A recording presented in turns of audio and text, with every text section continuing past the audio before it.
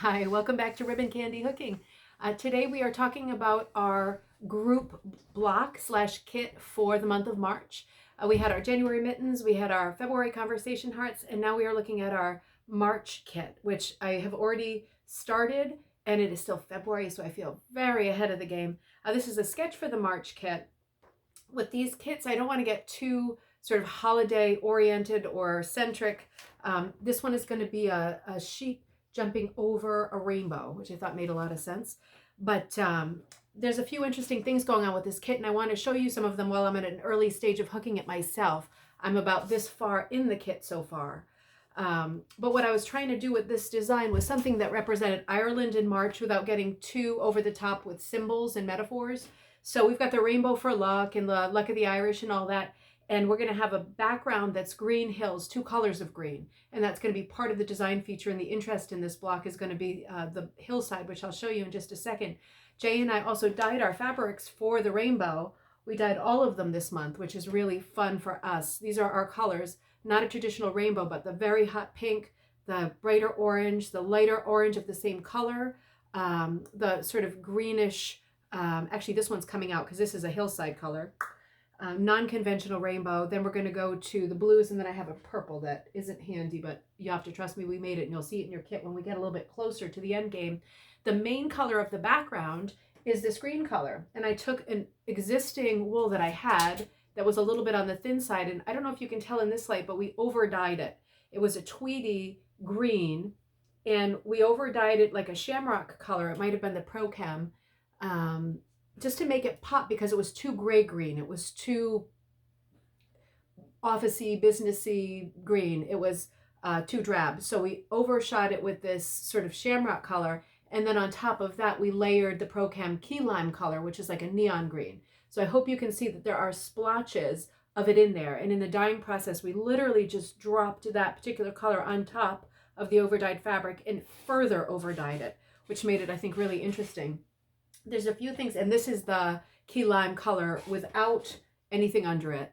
It looks maybe yellow, but it's a really bright neon quality yellow green key lime. And so this is part of this, and this is why these colors go together so well, as they have that color inside them both in common. So the two hillside colors are going to be these two colors in the finished pattern. I didn't want to do the blue sky. I wanted to do green upon green, like the green hills. Can you grab that white velvet right there? And the special punch, we always want to use a different material every month to work with a non-traditional. This month it's going to be this white stretch velvet. So if you're getting the kit, this is the actual sheep, not the black face and hooves or the ears, just the body. I'm going to cut this for you, pre-cut it, stretch velvet so it doesn't fray. But it's this lovely sort of pearly white velvet from the Velvet Hook, who she sometimes advertises on our page too, so it's easy to find her. And it'll be in your kit. So it comes in all kinds of colors, but this month I thought it would be good and smart to start using a different fabric like this for hooking just in the fluffy body. Now, one of the things about this kit that is different, and I hope not troubling, is this background wool that's been over dyed twice. And the thing about it, and I hope you can see this here, is it's very nubby and scrubby and mossy looking.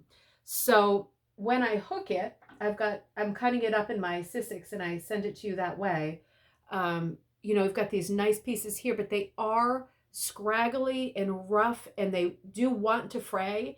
And that is part of the effect of this grass. So when hooking this, you'll find, maybe you can see beneath it too, underneath is pretty rough. It's not terribly rough, but it does want to break and fray and shoot up little bits and pieces here and there as you hook.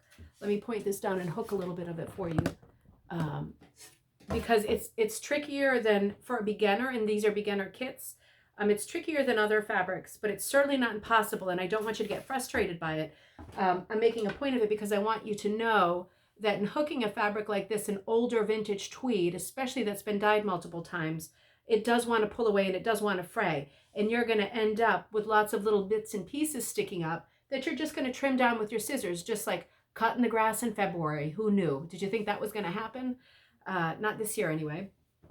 So I'm just going to pull some through, and I was hooking in weird places because I was trying to figure out quantities for the kit.